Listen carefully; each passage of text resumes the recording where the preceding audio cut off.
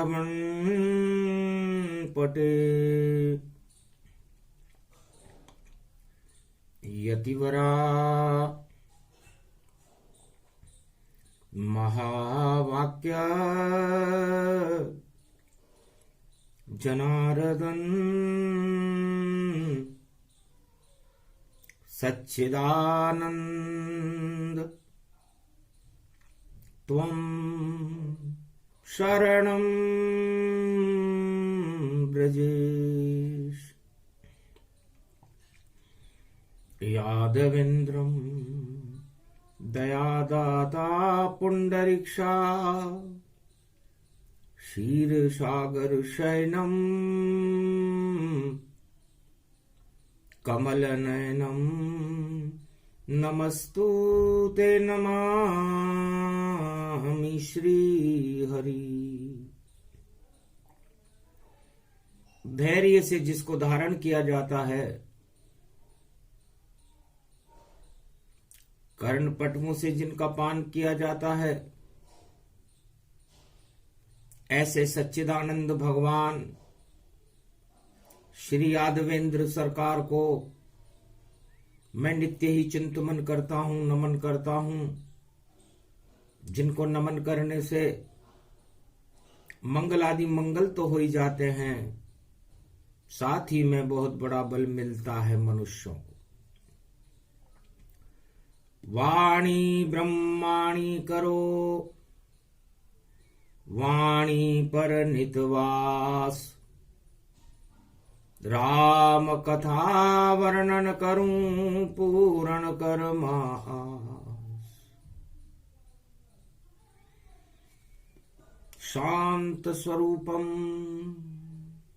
शांताकारं क्षीरसागर शेषशय्या विराजते, लक्ष्मी चरण चापते नारद घंटा ध्वनि, शेष गरुड़ पंख विहारते। अति सर्वता वर्जयेत धर्म अवतारम, निर्लेप जीवन मुक्त नमामयम। जिनकी अलौकिक आभा, जिनका प्रकाश, जिनका प्रतिबिंब, जिनकी छवि शांति से समस्त त्रिलोक को शांत करने वाली होती है, चार चतुर्भुज जिनका स्वरूप रहता है, जो अपनी उंगली पर सुदर्शन चक्र चलाते रहते हैं, जिनके दर्शन करने के लिए पूरा त्रिलोक लालायित रहता है, लक्ष्मी जिनके चरणों का चापन करती रहती हैं, देवता जिनकी वाणी को मंत्र मुग्ध होकर बैकुंठ में श्रवण करते रहते हैं, ऐसे नीलांबरधारी पीत पीतांबरधारी कौस्तुभ मणि को धारण करने वाले भगवान विष्णु, जो शंख चक्र गदा पद्म धारण करते हैं और सारे संसार में क्रांति के समय शांति फैलाने के लिए अवतार लेते हैं, ऐसे भगवान विष्णु की मलमास में वाणी वंदना करती है, जो वंदनीय है। सारा त्रिलोक जब अशांत हो जाता है तो हमें शांति के लिए भगवान विष्णु की जरूरत पड़ती है। तो कलयुग बड़ा अशांत घोर घमुशाना, आपस में लड़ रहे देखो यहां इंसाना। भाई भाई के खून की के लिए लालायित है, स्वार्थों की गंगा बहती है, ये कलयुग में ज्यादा रहती है। और अशांति जब मस्तिष्क में होए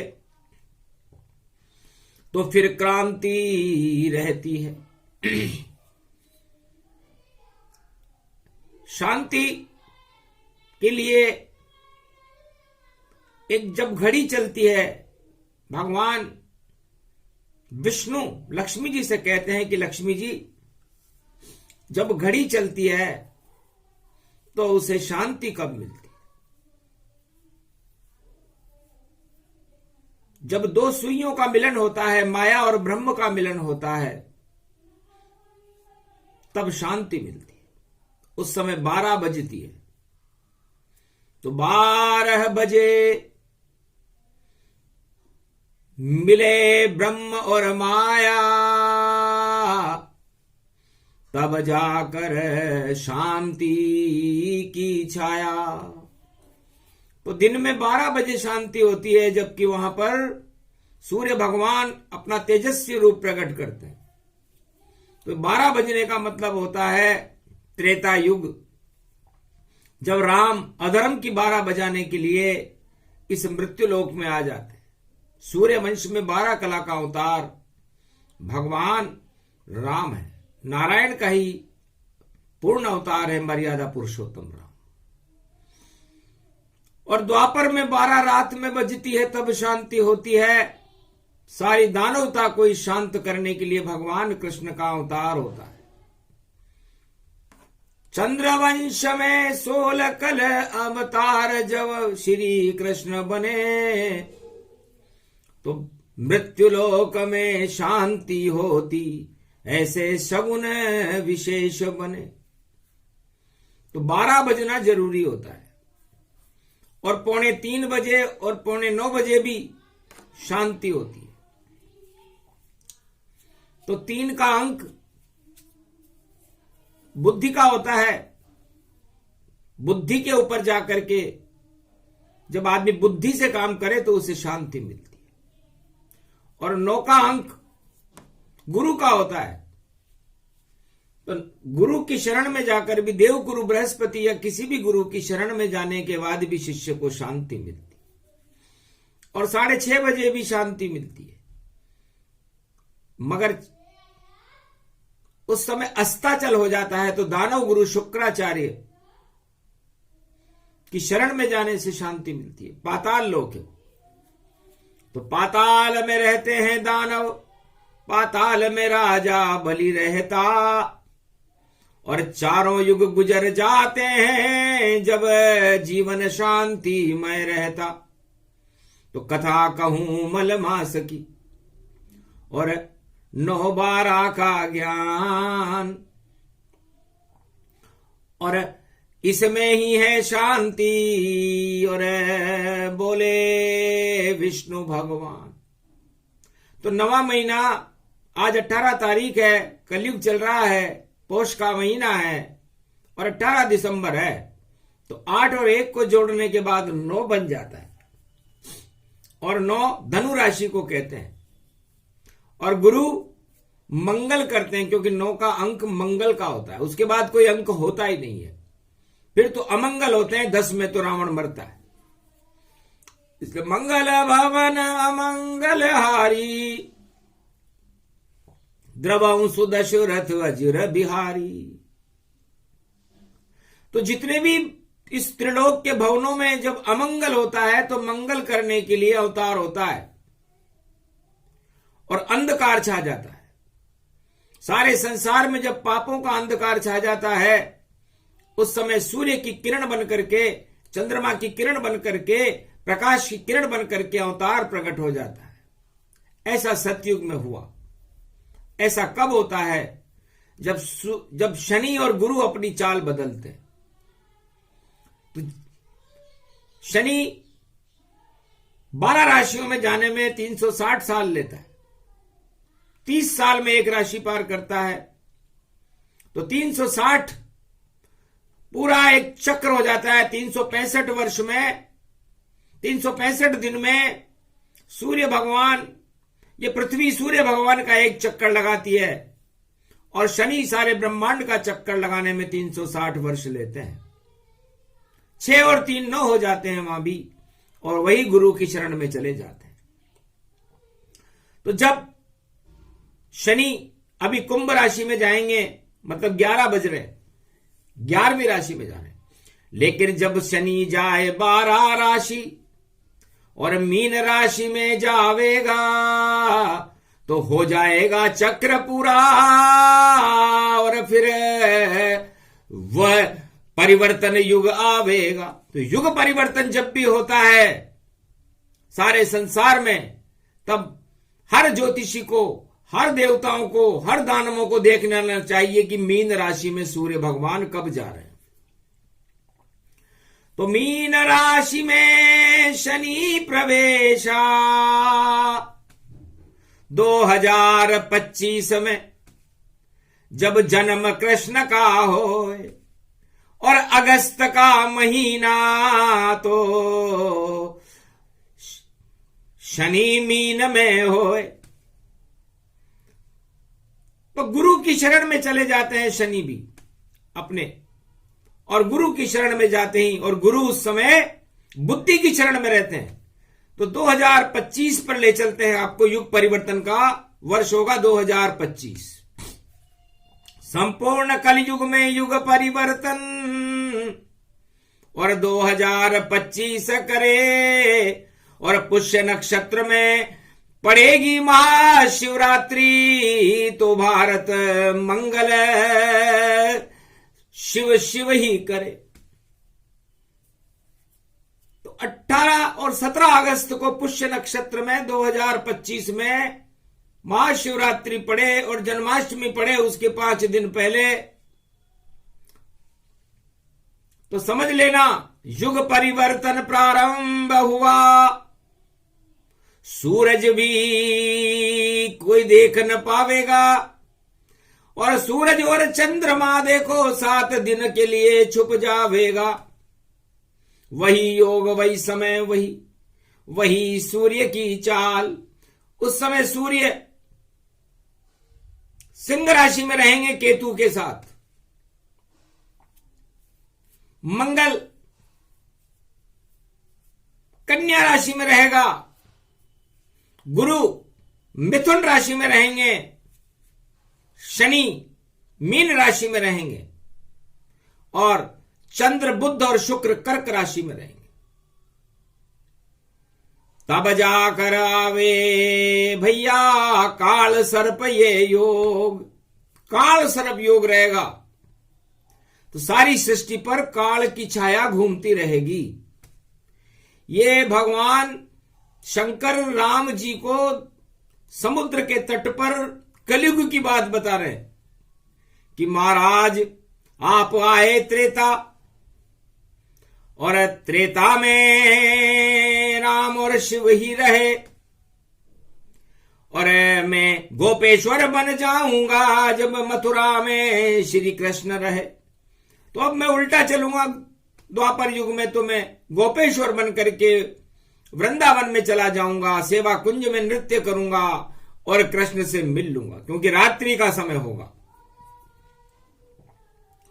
और कलयुग में जब अगस्त का महीना होगा, अगस्त के महीने में महाशिवरात्रि का महापर्व होगा और पुष्य नक्षत्र होगा, उस समय शनि अपनी पूरी चाल कर चुके होंगे, 360 का चक्र लगा चुके होंगे। उसके बाद युग परिवर्तन हो जाए प्रारंभ। जितने घमंडी जगत के सबका होगा अंत। सबसे पहले सतयुग में ये योग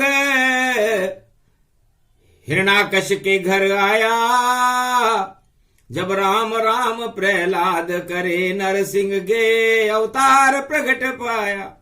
तो ऐसा 7 दिन तक सूर्य नहीं हुआ था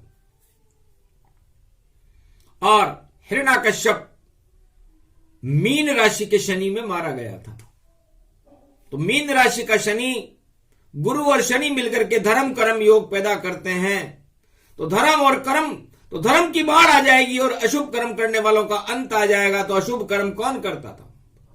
अशुभ कर्म हिरणाकश करता और कभी नहीं वह किसी से डरता। और धर्म वहां बेटा प्रहलाद ही राम राम का नाम वो लेता। उदय हो गया धर्म, एक बालक प्रहलाद, नरसिंह अवतार प्रकट हो गए और हिरणाकश्यप मर जात, हिरणाकश्यप मारा गया। ये समय सतयुग में अरबों वर्ष पहले हिरणाकश्यप और प्रहलाद उसके पुत्र के समय पूरी क्रांति हुई थी और धर्म क्षेत्र भारत बन गया था। उसके बाद ये योग 7 दिन तक सूर्य उदय नहीं हुआ था। होलिका के दिन पता चला था कयादू माता का कि उसका बेटा जिंदा है वरना वो होली में जलाने की तैयारी हो गई थी। धर्म जलाया जा रहा था, लेकिन धर्म जलता है क्या? धर्म मरता है क्या? उसे पहाड़ से गिराया गया, अग्नि के खंभे पे लगा दिया गया, उसे जहर पिला दिया गया, लेकिन धर्म अजरम अरब अविनाशी है, कभी मरे वह ना आए, जो भी उसको मारने आए वह स्वयं नष्ट हो जाए। तो सतयुग में जब ये योग आया तो सब कुछ धर्म को काटने वाले कट गए। केतु आ गया था वहां पर। तो नरसिंह अवतार लंबी दाढ़ी केतु को कहते हैं। आधा शरीर उनका पूंछ वाला शेर का था, केतु की पूंछ थी, और उसके मूंछ भी थी नरसिंह अवतार की। तो मूंछ और पूंछ केतु बनकर के हिरणाकश्यप रूपी अधर्म को काट गए। फिर वह योग त्रेता में आया और राम स्वयं केतु बन पाया। एक लंबा तीर भी केतु है, राम जी की जटाजूट दाढ़ी मस्तिष्क भी केतु हैं। और जब मीन राशि के अंदर शनिदेव ने प्रवेश किया तो लंका जल गई, रावण मर गया, घुसा नाभि में तीर, 7 दिन तक छा गया अंधेरा। और ये त्रेता तस्वीर, त्रेता युग में भी 7 दिन तक अंधेरा छा गया।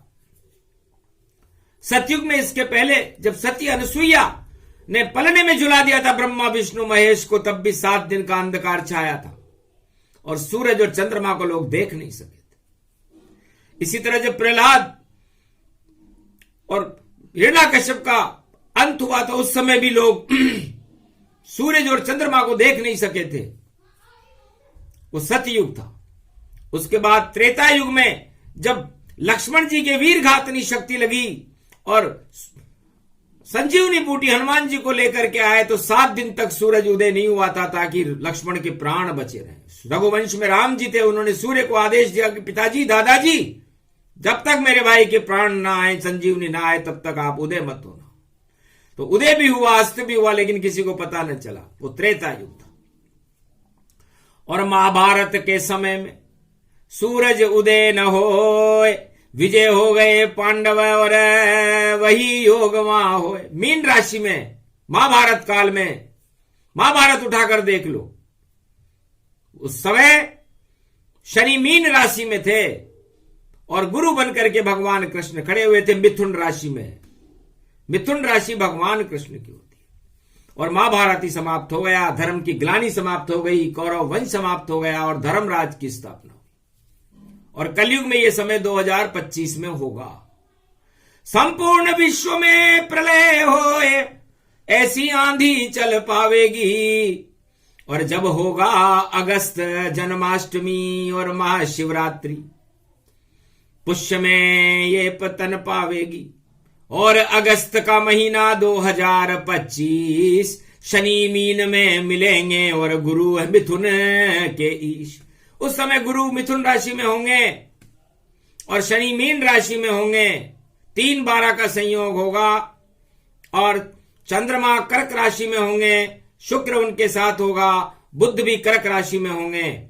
और उस समय मंगल कन्या राशि में रहेगा और केंद्र के अंदर मंगल, बृहस्पति और सर्वशक्तिदायक शनि की चाल रहेगी। तो सारे ही शुभ योग वहां, और काल सर्प का योग, सूरज चंद्रमा दिखे नहीं और देश को प्रलय स्वरूप। अब किसका प्रलय होगा? वैसा ही होगा, क्योंकि 360 का चक्र 36 शिव 36 कहते हैं इसको। 360 के अंक में जब शनि मीन राशि में आते हैं, किसी भी कलयुग में आ रहा है ये योग, तो समझ लेना 7 दिन तक सूरज उदय नहीं होगा। 25 में चंद्रमा उदय नहीं होगा।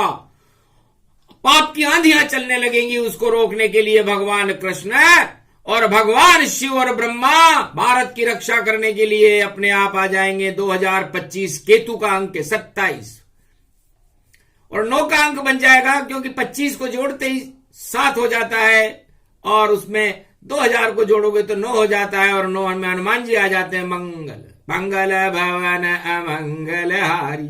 तो ये भवन भारत भगवान का दूसरा भवन है। तो यहां पर अमंगल यदि कोई करेगा तो उस मंगल करने के लिए, और 360 वर्ष में ये योग आता है, तो ये भारत में नहीं पूरे विश्व में आ रहा है। भारी होगा परिवर्तन राजनीति भूचाल, जो भी करे अधर्म जगत में उसका आवे काल। ये मलमास की कथा है। और मीन राशि गति जान, तो मीन राशि में, मकर राशि में तो शनि कर्मों का दंड देते हैं, जिसमें कोरोना काल आया, जिसमें खाड़ी युद्ध हुआ, उसके पहले चीन भारत का युद्ध हुआ। ये सारी समस्याएं जब मकर राशि में शनि आते तब होती है। 2052 में आएंगे। लेकिन जब मीन राशि में शनि जाता है और उसके बाद शनि मेष राशि में चला जाता है, 2.5 साल बाद जाता है, तब तो राम उच्च के होकर राम राज हो भारत में, और मंगल भारत का हो जावे ऐसा बोले वाणी में। शिव जी की ये वाणी बोल रहे हैं भारत में, ज्ञान और विज्ञान धरे रे जावेंगे सब भारत में। वहां पर केवल चले नाम भगवान ही चक्र चलावेंगे, पंडित पोथी धरी रहेगी कल की अवतार प्रगटावेंगे। वही योग वही अगस्त और जन्माष्टमी गति जान, कृष्ण जन्म के बाद में और जन्मे शिव भगवान। कृष्ण जन्माष्टमी के 5 दिन बाद भगवान शंकर की शिवरात्रि मनती है, तो वो काल रात्रि और महारात्रि होगी, पुष्य नक्षत्र में होगी, 2025 में होगी। शनि मीन राशि में होंगे, गर्भ कुंडली बता रहे हैं। कलयुग में भगवान ज्योतिष खा जावे सन्नाटा और नहीं कोई वहां ज्ञान। इस कुंडली को यदि कोई ज्योतिषी उठाकर भी देखेगा तो कुछ भी समझ में नहीं आएगा। क्यों? क्योंकि इतना ज्ञान उनमें नहीं। वह तो ग्रह को देख, अरे चाल देखो भैया सब, और मीन में 12 नंबर में जाके शनि मिलेंगे तो कर्म और धर्म मिलेगा 12 नंबर में, और अगस्त का महीना 8 के अंक में आएगा।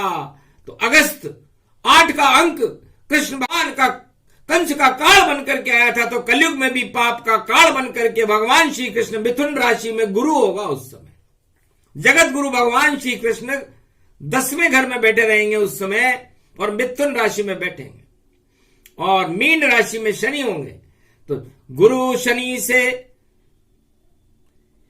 गुरु से तीसरा शनि जब जावे, तो 360 में एक बार ये आवे। तो ऐसा 360 मतलब 400 साल आने से पहले पहले होता है। आप इतिहास में पुराने पिछले पन्नों में जाकर देख लो, ऐसा ही होगा। तो अजब गजब ये योग भवानी, युग परिवर्तन जग में जानी, ऐसा होगा युग परिवर्तन। और कृष्ण करें कल की वन नर्तन, नृत्य नाच भारत हो ही जावे, और नृत्य करे तो नचेरा आवे, और भारत की वो लाज बचावे, 2025 में पावे। तो 2025 वो 12-25 है भारत के तो, लेकिन बाकी के तो 25 दिसंबर क्रिसमस डे, तो किशमिश खिलाना भैया सब उस दिन, और सब आशीर्वाद की प्रार्थनाएं करना। 2025 में बोलना त्वम शरणम ब्रजेश।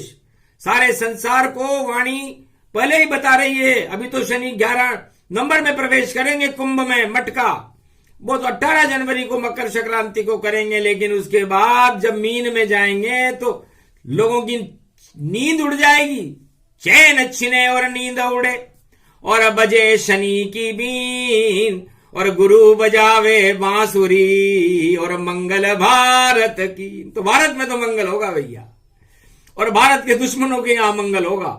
सूरज भी नहीं उगेगा। अब क्या होगा, कैसे होगा, ये तो बाद में बताएंगे। लेकिन अभी तो 2022 में और सब कुछ दिया बताए। जब आए महाशिवरात्रि जन्माष्टमी 2025 में तो यही योग आ जाए। युग परिवर्तन उसको जानो, शरण गुरु शरणागत मानो। तो सारे भारतवासियों को भगवान श्री कृष्ण की शरण हो जाना चाहिए, क्योंकि कृष्ण उस समय मिथुन राशि में रहेंगे और मिथुन द्विज स्वभाव राशि है। तो गुरु के दो स्वभाव होंगे। जैसे भगवान कृष्ण के दो स्वभाव थे, जो धर्म कर रहा था और गीता सुन रहा था अर्जुन, उसको धर्मराज बनाया, और जो अधर्म कर रहे थे 18 अक्षौणी सेना के साथ महाभारत में खड़े हुए थे, उनका अंत कर दिया।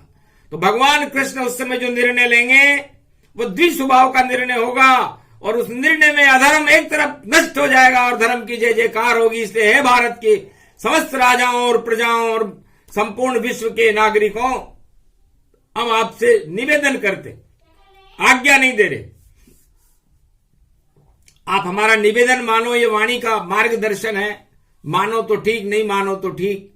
हम संपूर्ण विश्व में शांति चाहते हैं, इसलिए वाणी हमने प्रारंभ भी नारायण से की है, शांताकारम से की है। और शांति का भवन वैकुंठ के बाद ये भारत ही होता है। यदि भारत में अशांति हो तो संपूर्ण विश्व में अशांति प्रारंभ हो जाती है, ज्योतिषी धरी रह जाती है। ये वेद प्रमाण बता रही वाणी, सुनो लो जगत के सारे प्राणी।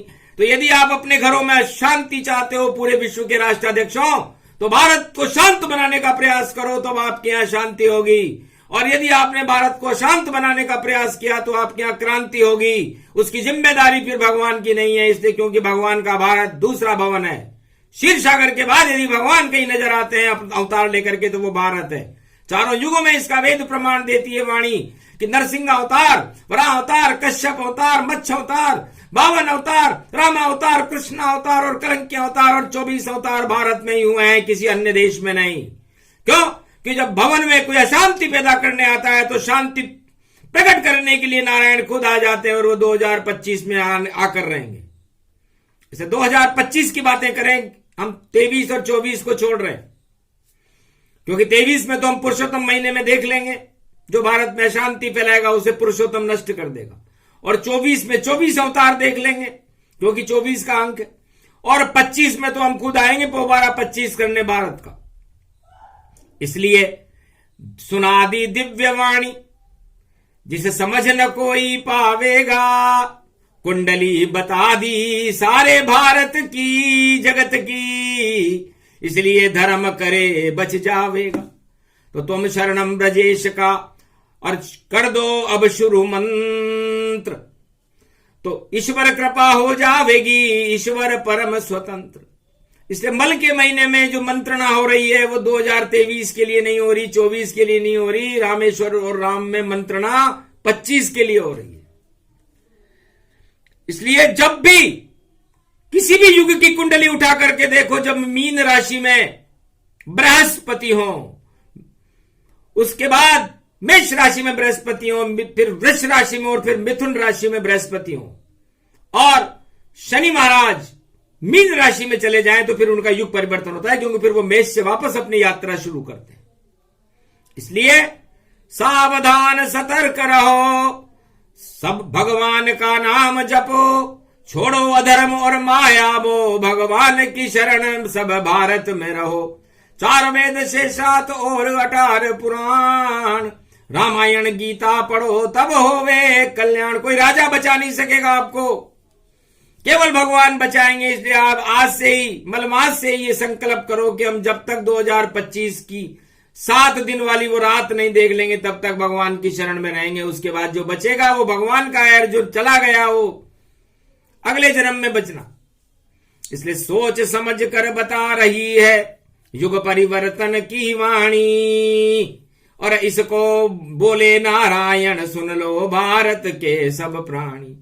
तो मंगल भारत करेंगे और अमंगल देतु हटाए, अक्षर अक्षर सत्य होएगी बोले नारायण मुस्काए। इसलिए हे अर्जुन, हे लक्ष्मी, हे नारद, है गरुड़, है शेष जी, आप सुन लो, क्योंकि सबको चलना पड़े पृथ्वी पर, और अब वहीं हम भवन बनावेंगे। कलयुग में सारी दुनिया को भारत में ही नचावेंगे। धर्म क्षेत्र भारत को बनावे और प्रलय अधर्म खिलावेंगे। और मल मास में सुना रहे वाणी, सारे मल जग के हटावेंगे। तो भगवान नारायण कहते हैं कि 1 महीने का क्या, सारे संसार के ही मल हटा देंगे हम तैयार है आने के लिए। और हमने निर्णय कर लिया है और वो निर्णय परिपक्व है और वह समय अगस्त में होगा 2025 में। ये अंग्रेजी तारीख में बता रहे हैं। और 18 अगस्त जब जन्माष्टमी होगी और उसके बाद जन्माष्टमी से पहले और पुष्य नक्षत्र में महाशिवरात्रि सितंबर की आएगी। 2 महाशिवरात्रियां होती है, एक फाल्गुन के महीने में आती है, एक भगवान कृष्ण के जन्म के 5 दिन बाद आती है। तो वो समय वहां पर होगा और अजब गजब होगा भारत में और सारा जग पछतावेगा। बालन बांका कोई भारत का देखो कर नहीं पावेगा। वाणी बोल रही सब सच सच और सारी किताब खुल जावेगा। भेद ज्यादा नहीं खोलेंगे क्योंकि कल की अवतार प्रकट आवेगा। तो कल के अवतार का प्रकट होने का समय है। 7 दिन तक न कोई सूरज रहेगा, न चंद्रमा रहेगा, न कोई अंधकार हो जाएगा। जब अंधकार में ही प्रकाश भगवान है। अंधकार में प्रकाश ही तो गुरु करते हैं। इसलिए अंधकार का मतलब ये नहीं कि कोई अंधेरा छा जाएगा, पाप की आंधियां बढ़ जाएंगी, उसमें प्रकाश कल की भगवान का होगा। तो मलमास में यही तो होता है। आप अपने जीवन और अपने किए गए सभी पापों का नाश करके उस अंधकार को हटा करके अपनी आत्मा में प्रकाश पैदा करो। ये भगवान वाणी में आपको समझाते हैं। कहां तक समझाएंगे? पूरे मलमास में आपको मल की कथाएं सुनाएंगे। तो ये अद्भुत कथा, अद्भुत चरित्र और अद्भुत भविष्य की वाणी है। तुम शरणम ब्रजेश जपते रहो तो वाणी ब्रह्माणी कल्याणी है। तो सारे भारतवर्ष को, सारे भारतवर्ष की प्रजा को, चाहे किसी भी जाति और धर्म की हो, अपने अपने धर्म गुरुओं का, अपने अपने अवतारों का, अपने अपने गुरुओं का ध्यान करे। और जब तक करे कोई अधर्म की बात मन में न लाए, वरना 25 का सूरज देखना भारी पड़ जाएगा, अगस्त का। डरा नहीं रही वाणी, सब कुछ भगवान दिखाती है और कल्याण करती है वाणी जग का। इस कारण वचन सुनाती है। सुन लो भारत और जगत के सारे प्राणी जान। याद करोगे तुम वाणी को जिसमें बोल रहे रे भगवान। भारत में भगवान के शब्दों को बोला जा रहा है, आप सुनिए। धर्म कर्म सब हुए विपरीता, जब से गए राम और सीता। अयोध्या वालों से पूछो, जब धर्म कर्म विपरीत हो गए थे अयोध्या के, तो राम और सीता जी वनवास में गए थे। उसके बाद अयोध्या की क्या हालत हो गई थी। जब से गए कृष्ण छोड़ द्वारका जाए, ऊंधे तबले हो गए वृंदावन सब पाए। वृंदावन में कोई सब विरही हो गए। और जब ध्रुव ने अपना घर छोड़ा तो उत्तानपाद के यहां पर शोक की लहरें दौड़ने लगी। और जब प्रहलाद को होली में जलाने जाने लगा तो पूरे भारत में शोक की लहर दौड़ गई थी, लेकिन अशोक हो गया, नरसिंह अवतार। और कलयुग में भी 2025 में अगस्त के महीने में महाशिवरात्रि और जन्माष्टमी के पर्व के मध्य में ऐसा होने वाला है। तो होनी तो सब होत है, रोक सके कोई नाय। काम तुम्हारा भजन करना है, भजन करो सब ताय। इसलिए आप त्वम शरणम ब्रजेश, भगवान श्री कृष्ण का नाम जपते रहना शुरू कर दो। मंत्र बता रही है वाणी, किसी किताब में नहीं मिलेगा। तो जिसने भी ये मंत्र पढ़ा उसका बाल न बाका पावेगा। जो भारत पर आंख उठावेगा वह स्वयं नष्ट हो जावेगा।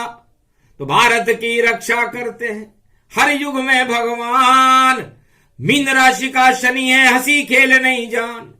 तो ये कोई हंसी खेल नहीं है। इसलिए धर्म पर हंसते रहो, अधर्म को रोते रहो। धर्म प्रकट हो भारत में और अधर्म तुम सोते ही रहो। तो कुंभकर्ण और रावण सो गए थे लंका में, कौरव सेना महाभारत के कुरुक्षेत्र में सो गई, हिरण्यकश्यप अपने राजमहल में सो गया। इसलिए अधर्म वाले सब सो जाएंगे और धर्म वाले सब जागृत रहेंगे। बोलो जय श्री राम, जय श्री कृष्ण। युग परिवर्तन की वाणी, मलमास की कथा भवानी है, मंगल कर दो भारत का भगवती, और आप शारदा रानी है। शक्ति उपासनम नव दुर्गे नमस्तुते, उमा गौरी महामंद्राचल भैरवी मंगला भद्रकाली, नमो जगदम्बे नमामि। शारदा सरस्वती वीणा पुस्तक धारणी नमस्तुते, भगवती महामयम तुमं शरणम महादेवी। है भगवती, आप ही भारत माता हो, आप ही शारदा हो, आप ही शब्द हो, आप ही गीता हो, आप ही कुरान हो, आप ही पुराण हो, आप ही बाइबल हो, आप ही सब धर्म हो, आप ही 4 वेद हो, 6 शास्त्र, 18 पुराण, रामायण, सब कुछ आप हो। जब सब कुछ आप हो तो शब्दों में भी आप भगवान को प्रकट कर देती हो, तो वाणी भी आपका ही स्वरूप है, आपकी कृपा से ही आती है। इसलिए आप भारत और हमारे देश की रक्षा करो, क्योंकि माँ को जब बेटा जब बुलाए माँ को आना चाहिए। तो इस समय भारत बेटा है और आप भारत की माता हो, इसलिए हम आपको बुला रहे हैं, हमारी रक्षा करने आओ। हंसने लगी शारदा अंबा, बेटा रक्षा करेगा खंबा। मैं अवश्य आऊंगी अंबा बन करके, शेर पर बैठ करके, और अपने बेटों की रक्षा करो। वचन दे दिए भगवती, अब मार सके नहीं कोई, मारकंड भी अजर अमर हो गए, तो भारत अमर अब हो। तो कलयुग में भी भारत अमर रहेगा। ये अमृतत्व की कथा है, 2.5 साल पहले इसलिए पढ़नी पड़ी ताकि भारत में अमंगल न हो, भारत में शांति रहे। और ये शांति का संदेश हम संपूर्ण विश्व में फैला करके, संपूर्ण विश्व में शांति स्थापित करके भारत को विश्व का जगत गुरु बनाए। ये हमारे संकल्प है। तो वाणी किसी एक व्यक्ति के लिए नहीं, पूरे संसार के लिए होती है, भारत माता के लिए होती है। क्योंकि हम जिस देश में जन्म है, उस हमारा कर्तव्य है कि हम उस देश की हर पल हर सांस में रक्षा करें, हमारी माता की और हमारी पिता की। भारत हमारी माता है, भारत हमारे पिता है, हम सब उनके बच्चे हैं। और भगवान भारत माता पिता हमारे इस दूसरे भवन में आते हैं, तो भारत भगवान भी हमारे माता पिता है। तो हम हमारे माता पिता का आदर करते हैं, उनके चरणों में हमारा शीश झुकाते हैं, और उनका कृपा का हाथ हमारे पर रहे, हमारे भारत पर रहे, और हमारी रक्षा सर्वत्र चारों युगों में हमारे माता पिता भगवान विष्णु और महालक्ष्मी करे, तीनों जगत गुरु करे, महाशक्तियां करें, नव दुर्गाएं करें, गणेश करें, हनुमान जी करें, सब करें।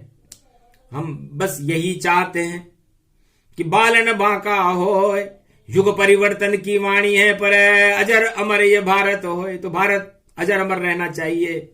यह आशीर्वाद आप हमें आज इस मलमास में दे दीजिए। हम आपकी शरण है, क्योंकि आज विजयदशमी है, विजय होएगी भारत की। और 10वीं है मलमास, और 18 दिसंबर शक्ति हमारे पास। शक्ति की जब कृपा हो गई, तब ये वाणी आई, और भारत का तो भाग्य चमकेगा, और अधर्म सब नश जाई। तो अधर्म का नाश होगा, धर्म की जय होगी, और भगवान का प्रकाश होकर के कल की भगवान का नेतृत्व भारत में होगा। बोलो जय श्री राम, जय भारत माता, जय भगवान विष्णु महालक्ष्मी की जय, मार्कंड भगवान की जय, आज के आनंद की जय।